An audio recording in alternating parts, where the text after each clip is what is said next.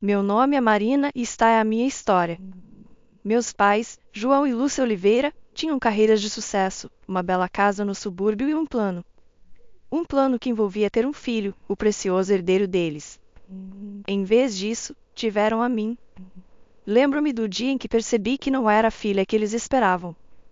Eu tinha 5 anos e brincava com minhas bonecas na sala quando ouvi minha mãe ao telefone. Sim, é verdade, estamos esperando um menino. Sua voz transbordava de uma empolgação que eu nunca tinha ouvido antes. Ah, você não faz ideia de quanto tempo esperamos por isso. Finalmente, um filho. Aquelas palavras me cortaram fundo. Eu não entendia completamente na época, mas sentia a dor de ser considerada insuficiente, indesejada.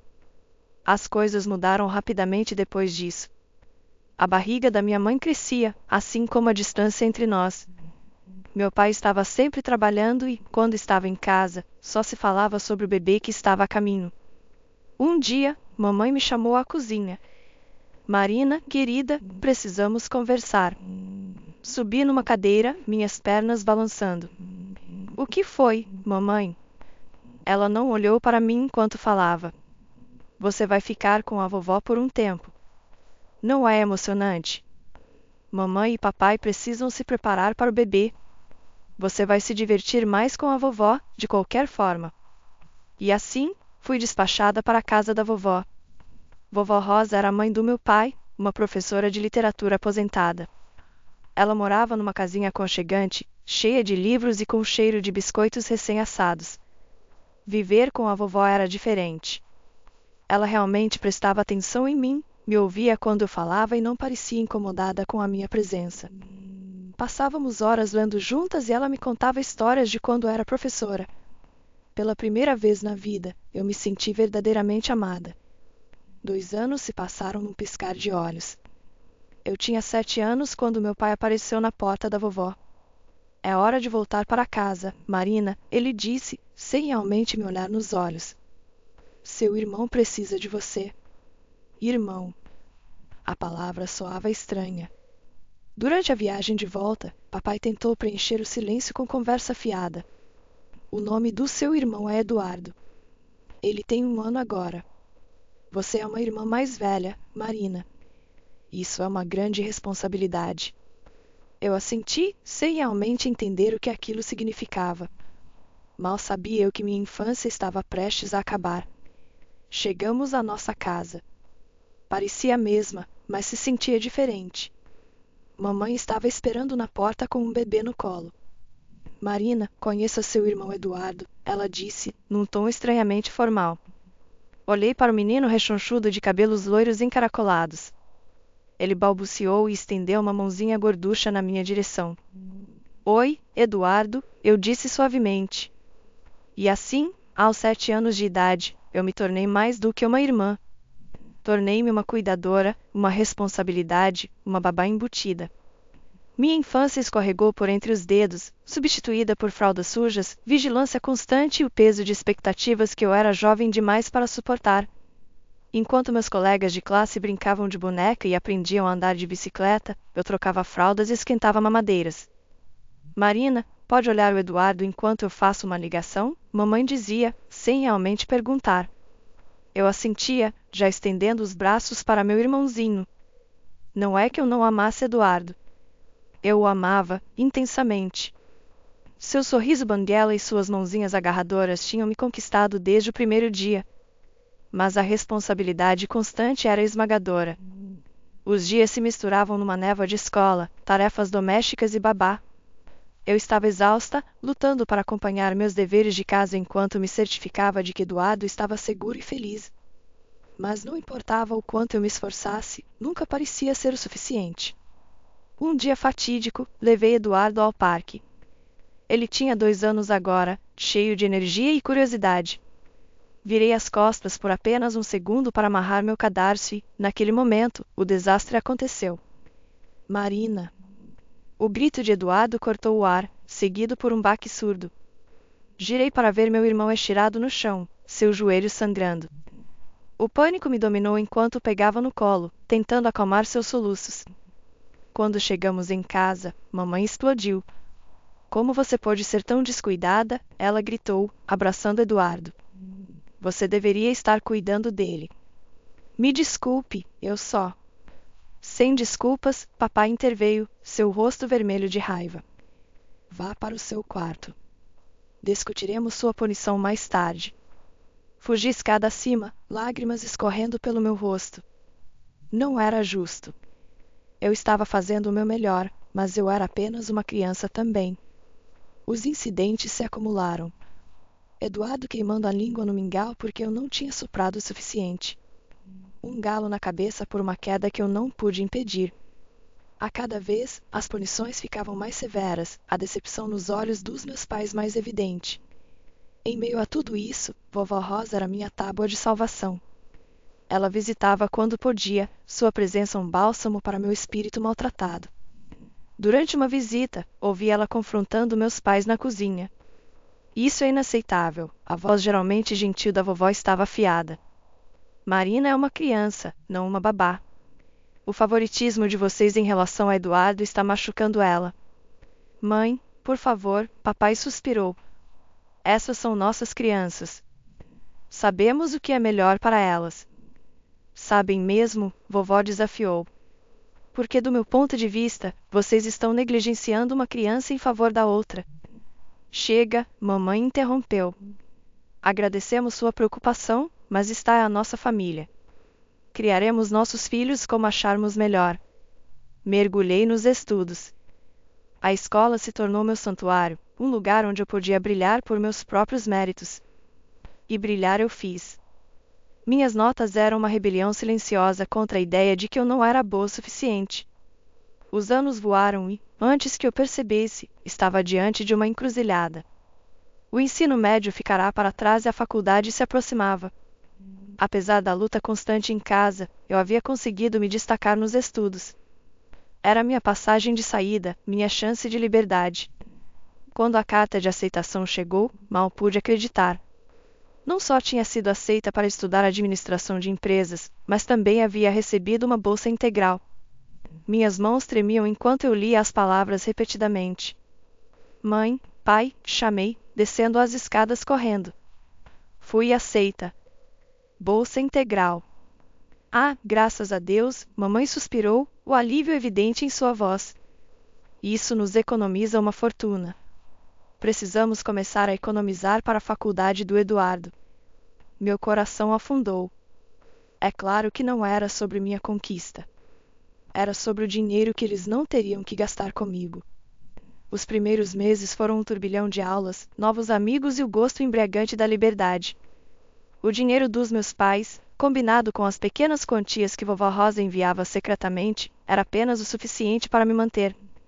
Eu era cuidadosa com cada centavo, sabendo quão preciosa era essa linha de vida.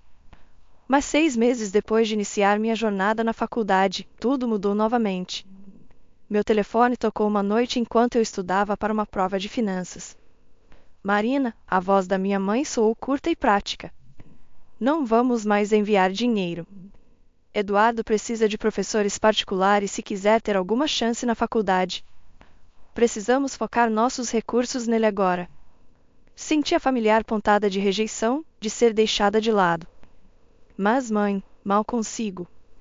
Você é adulta agora, Marina, ela me cortou.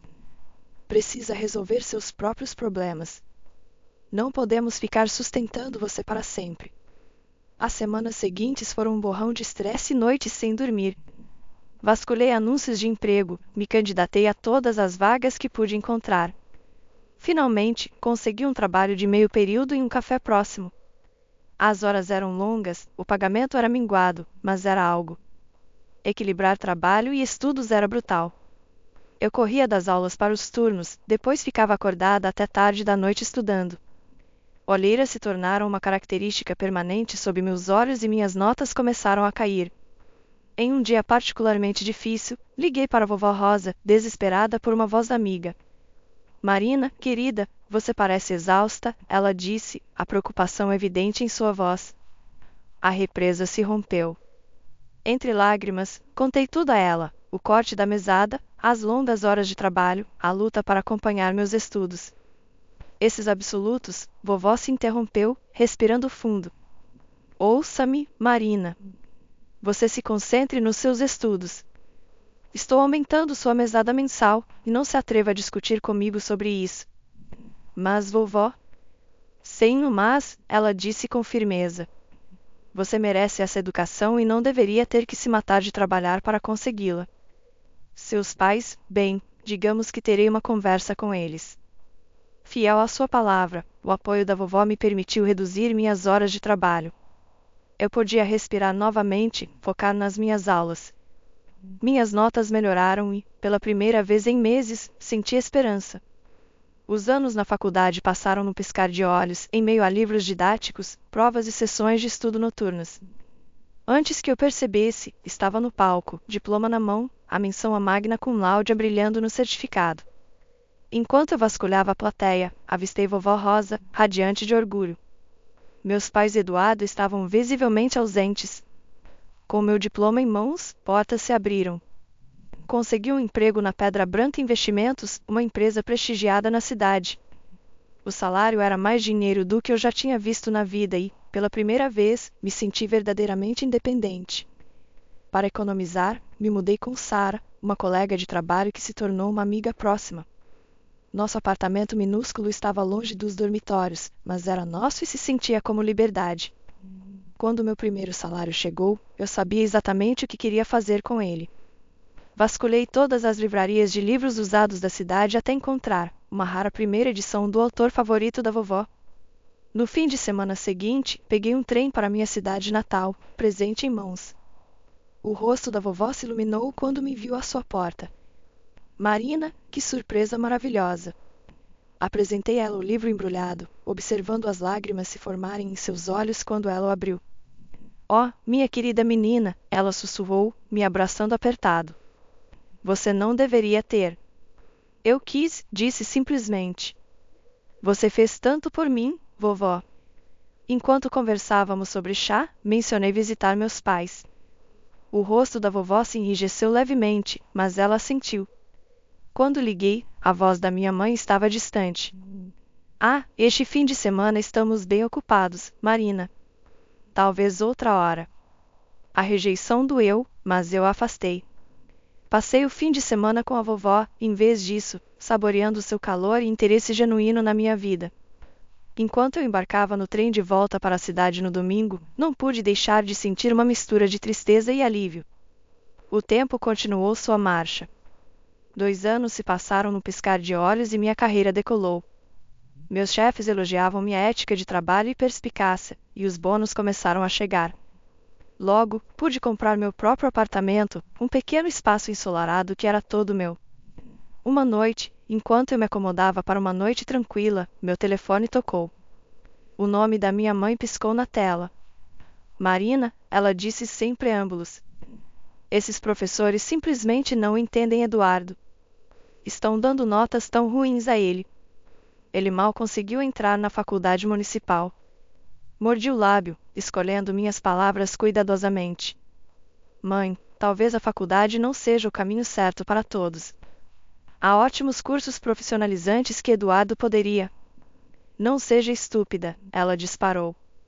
Seu irmão é brilhante, muito mais inteligente que você, na verdade. Ele é apenas incompreendido. Ele vai mostrar a todos, você vai ver. Enquanto desligava, olhei ao redor do meu apartamento, a prova tangível do meu sucesso. Ainda assim, de alguma forma, ainda me sentia como aquela garotinha desesperadamente buscando aprovação. A vida tem uma maneira engraçada de virar as expectativas de cabeça para baixo. Enquanto eu construía a minha carreira tijolo por cuidadoso tijolo, a experiência universitária de Eduardo estava desmoronando ao seu redor. Era um dia de outono fresco quando minha mãe ligou novamente, sua voz tensa de frustração. Eduardo foi expulso, ela disse sem rodeios. Ele está voltando para casa. Ela se lançou numa diatribe sobre professores injustos e um sistema projetado para fazer alunos como Eduardo fracassarem. Eu ouvi, mordendo a língua para não mencionar os milhares que eles haviam gasto em sua educação, os empréstimos que haviam feito para alugar um apartamento de luxo para ele, a generosa mesada que haviam fornecido, todas coisas que eu nunca tive. Vamos dar um jeito, minha mãe concluiu. Eduardo só precisa de tempo para encontrar seu caminho. Pensei em Eduardo, agora com 21 anos, voltando para nossa casa de infância, enquanto eu, aos 27, seguia em frente na minha carreira. O contraste era gritante, mas afastei o pensamento. Afinal, comparação ao ladrão da alegria. A vida, no entanto, tinha outros planos para mim. Foi em um evento da empresa que conheci Felipe, alto, de olhos gentis, com um senso de humor afiado que me fazia rir como não ria há anos. Nosso romance arrebatador me tirou do chão e, antes que eu percebesse, estávamos em uma pequena capela trocando votos na frente de um punhado de entes queridos. Vovó Rosa estava lá, é claro, radiante de orgulho. Meus pais compareceram também, embora seus sorrisos parecessem um pouco forçados. Eduardo não veio, citando um compromisso vago anterior. Felipe e eu nos mudamos para seu apartamento, um espaço aconchegante que rapidamente se tornou nosso lar. Seus pais, Tomás e Helena, me receberam de braços abertos, seu calor um bálsamo para minha alma. Um ano após nosso casamento, descobri que estava grávida. A alegria que me preencheu era indescritível. Quando anunciamos para nossas famílias, os pais de Felipe ficaram extasiados. A reação dos meus pais foi mais contida. Vocês já sabem o que é? Minha mãe perguntou imediatamente. Balancei a cabeça. É muito cedo para saber. Conforme os meses passavam, o interesse deles no sexo do bebê se tornou quase obsessivo. Quando finalmente revelamos que era um menino, o alívio deles era palpável. Um neto, meu pai exclamou. Que notícia maravilhosa, Marina! Tentei não interpretar demais a reação deles, focando em vez disso em me preparar para a chegada de nosso filho. O pequeno Alexandre veio ao mundo numa terça-feira chuvosa, sua mãozinha se enrolando em meu dedo como se dissesse: estou aqui, mamãe. Estou com você. Enquanto segurava, jurei dar a ele todo o amor e apoio que eu ansiava quando criança. Enquanto eu navegava pela nova maternidade, Eduardo continuava à deriva. Ele pegava trabalhos esporádicos aqui e ali, mas nada durava. Ele ainda morava em casa, para a frustração mal disfarçada dos nossos pais. Durante um raro jantar em família, tentei abordar o assunto delicadamente. Sabe, Eduardo, está abrindo uma vaga de nível inicial na minha empresa. Eu poderia dar uma palavra por você. Marina, minha mãe me cortou bruscamente. Seu irmão não precisa da sua caridade. Ele só está levando o seu tempo para encontrar a oportunidade certa. Meu pai assentiu em concordância. Você teve sorte, Marina. As coisas simplesmente se encaixaram para você. Nem todo mundo tem tanta facilidade. Pisquei, atordoada. Sorte? As noites sem dormir estudando, os anos equilibrando trabalho e faculdade, a luta constante para provar meu valor, nada disso parecia sorte. Mas engoli minha réplica, não querendo começar uma discussão. Enquanto olhava ao redor da mesa, vendo as posturas defensivas dos meus pais, a expressão carrancuda de Eduardo e o pequeno Alexandre balbuciando alegremente em sua cadeirinha, percebi algo profundo. Família não é apenas sobre sangue. É sobre apoio, compreensão e amor incondicional. E às vezes, a família que escolhemos pode preencher as lacunas deixadas por aquela em que nascemos. Quando o quinto aniversário de Alexandre se aproximava, planejamos uma viagem à minha cidade natal, Felipe, nosso filho e eu. Nossa primeira parada foi a casa da vovó Rosa. Passamos uma tarde maravilhosa com ela, Alexandre cativado por suas histórias e as antigas fotos que ela mostrava. Enquanto estávamos saindo, vovó me puxou de lado. Seus pais têm passado por dificuldades, ela disse suavemente. Talvez seja a hora de deixar o passado para trás. No dia seguinte, estávamos na porta da casa dos meus pais. Mamãe atendeu, parecendo mais velha e cansada do que eu me lembrava. Papai estava em sua poltrona, Eduardo esparramado no sofá. Ambos olharam para cima quando entramos. Após cumprimentos desajeitados e conversa forçada, mamãe pigarreou. Marina, nós precisamos conversar com você sobre algo. O que se seguiu foi uma explicação hesitante de seus problemas financeiros, contas médicas, o desemprego contínuo de Eduardo, a dívida universitária persistente. Tudo havia se acumulado. Podíamos pedir, papai disse, sem encontrar meus olhos. Mas poderíamos usar alguma ajuda. Olhei para Felipe, que me deu um aceno sutil. Apesar de tudo, estes eram meus pais. Claro, ouvi-me dizer: posso enviar algum dinheiro todo mês. O alívio em seus rostos era palpável. Acertamos os detalhes, R$ 1.500 por mês, com o entendimento de que eles poderiam entrar em contato se surgissem emergências. Nos 2 anos seguintes, enviei fielmente o dinheiro todo mês. Houve pedidos ocasionais de ajuda extra, um aquecedor de água quebrado, reparos inesperados no carro, aos quais sempre atendi. Sentia-me bem por poder ajudar, por talvez finalmente ganhar a aprovação deles. Quando o dia de ação de graças chegou, nos vimos de volta à casa da minha infância. A casa estava cheia, tias, tios, primos e vovó Rosa, todos amontoados ao redor da mesa de jantar. Enquanto comíamos, mamãe e papai não paravam de falar sobre Eduardo. Ele está no novo emprego há 3 meses agora, mamãe se gabou. Um trabalhador tão dedicado, papai emendou. Vocês viram as novas almofadas do sofá? Eduardo comprou com o seu primeiro salário. Tão atencioso da parte dele.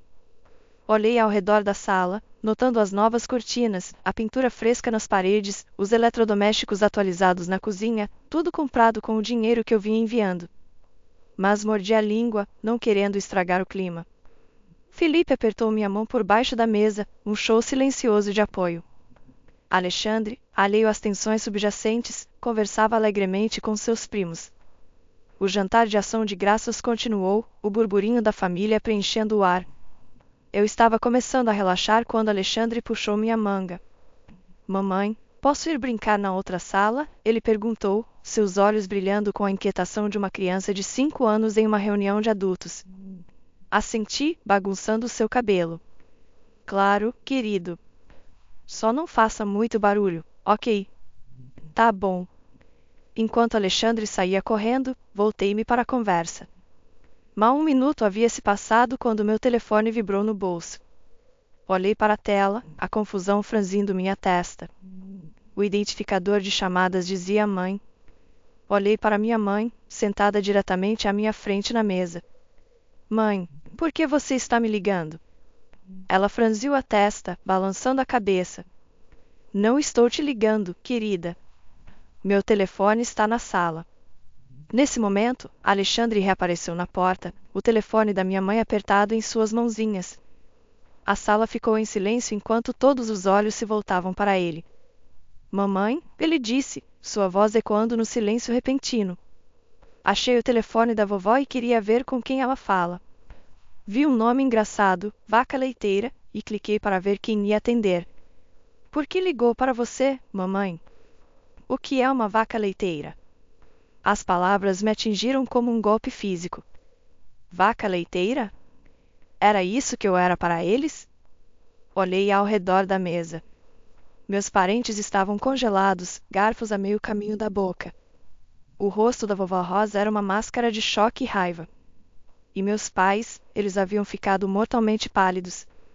O silêncio se estendeu, espesso e sufocante, até que algo dentro de mim se partiu. Levantei-me, minha cadeira raspando ruidosamente contra o chão. Vaca leiteira, repeti, minha voz tremendo. É isso que eu sou para vocês? Minha mãe abriu a boca, mas nenhuma palavra saiu. Meu pai nem conseguia me olhar nos olhos. Deixem-me contar algo a todos vocês, continuei, me dirigindo à mesa inteira. Pelos últimos 2 anos, tenho enviado R$ 1.500 para meus pais todo mês. Quando pediram extra, enviei também. Todas essas coisas novas que vocês estavam admirando, as cortinas, os eletrodomésticos, a pintura fresca, tudo isso foi comprado com o meu dinheiro. Pude sentir lágrimas picando meus olhos, mas as afastei piscando. Fiz isso apesar de anos sendo tratada como se fosse inferior, apesar de ter sido mandada embora quando criança, apesar de ter que trabalhar durante a faculdade enquanto Eduardo recebia tudo de mão beijada. Fiz isso porque pensei que talvez, finalmente, vocês me veriam. Ficariam orgulhosos de mim? Minha voz falhou nas últimas palavras. Mas em vez disso, sou apenas a vaca leiteira de vocês. Uma fonte para ser ordenhada até secar. A sala estava tão silenciosa que se podia ouvir um alfinete cair. Felipe se levantou e colocou o braço ao meu redor, uma presença sólida ao meu lado. Alexandre, sem entender completamente, mas sentindo a tensão, veio e abraçou minhas pernas. O silêncio na sala era ensurdecedor. Fiquei ali, coração acelerado, esperando que meus pais dissessem algo, qualquer coisa. Uma desculpa, uma explicação, até mesmo uma negação. Mas o que veio a seguir me chocou até o âmago. O rosto da minha mãe endureceu, seus olhos faiscando de indignação. Bem, é claro que você nos ajuda. Demos à luz a você, criamos você. É seu dever. Não seja tão sensível por causa de um contato bobo no telefone. Senti como se tivesse levado um tapa.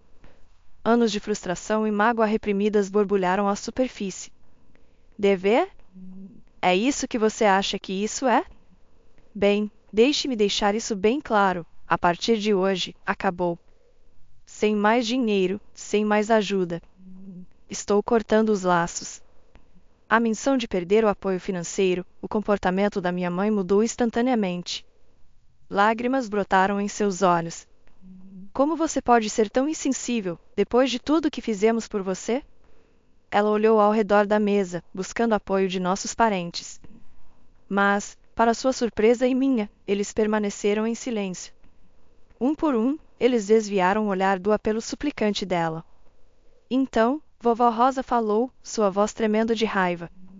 Insensível? Você ousa chamar Marina de insensível depois de como a tratou? Bem, deixe-me dizer uma coisa, não quero mais nada com você também. E pode esquecer qualquer herança. Vai tudo para Marina e Alexandre. A sala explodiu em caos. Mamãe estava soluçando, papai tentava acalmá-la, e Eduardo apenas ficou sentado ali, parecendo perplexo. No meio de tudo isso, senti a mão de Felipe em meu ombro, me ancorando. Acho que é hora de irmos embora, ele disse suavemente. Assenti, de repente exausta.